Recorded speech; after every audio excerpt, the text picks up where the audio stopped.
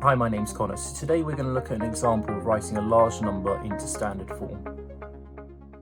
So we're going to do this question here. So we're going to write 70,000 into standard form. So just as a reminder, standard form is when we write a number between 1 and 10 times by 10 to the power of the number of jumps that we need to do. When we do this example, it'll be more clear what we mean. So I'm going to write out the number 70,000. Now, the decimal place for this number there is located there. Now, how many jumps do we need to do to this decimal point in order to obtain a number between 1 and 10? So we're going to jump once, twice, 3 times, and 4 times. So we do 4 jumps.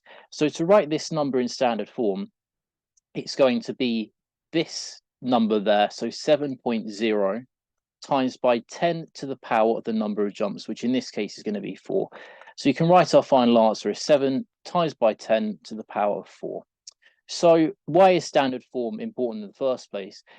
It's just an efficient way of writing really big or really small numbers. Obviously, writing a really big number of like 100 digits is just a waste of time. So it's a really useful technique to be able to write really big or really small numbers, and it's used throughout biology, chemistry, physics, everywhere, essentially. It's very important.